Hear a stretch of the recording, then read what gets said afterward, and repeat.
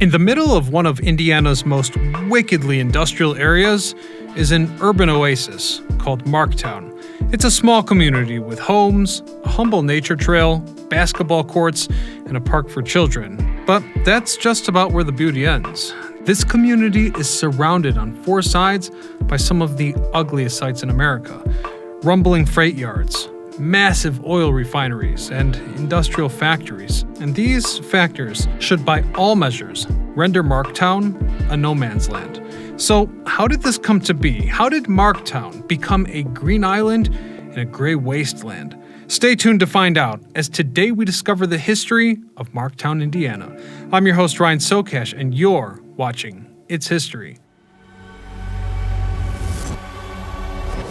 The story today starts with Clayton Mark, a pioneering industrialist born in Pennsylvania in the year of 1858. A descendant of Swiss immigrants who came over in 1735, Mark was raised in a hardworking, blue-collar family who ascended the American ladder thanks to a combination of determination and grit.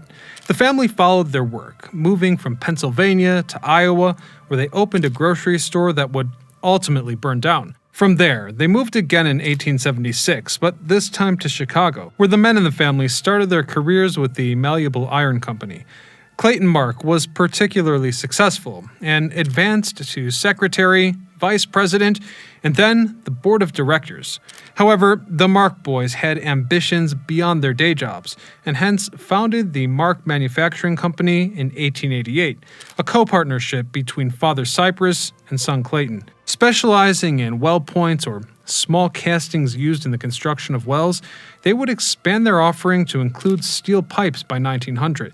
The venture grew fast, opening mills in Evanston, Illinois, and another in Ohio. In 1906, they bought a zinc mining company, and by 1916, their little empire had become so vast that they set out to build a steel mill in Indiana Harbor to serve their own supply. This was the moment the Marks came to an unprecedented idea. They'd build a town inside of the mill. In 1917, construction began in Marktown, an industrial community in Indiana Harbor, East Chicago. The original design called for housing of 8,000 employees in 200 houses. There would be recreation centers, schools for kids of all ages, a post office, a movie theater, and a recreational park with tennis courts.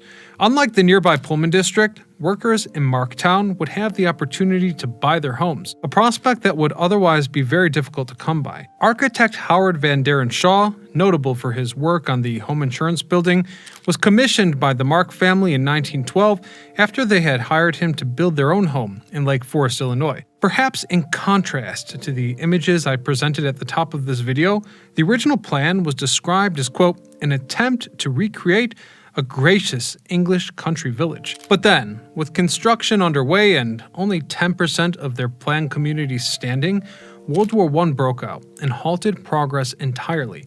This was disastrous timing, as the Marks leveraged other assets to realize their concept. Hence, they sold the Mark Manufacturing Company to compensate for their losses. And from this moment forward, they never regained their prominence as industrial tycoons.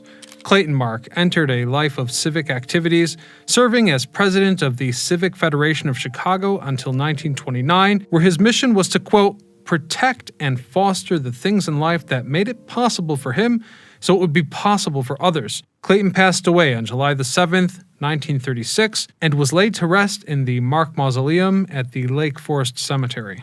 In the time between the failed venture and Clayton Mark's passing, Marktown was becoming an island.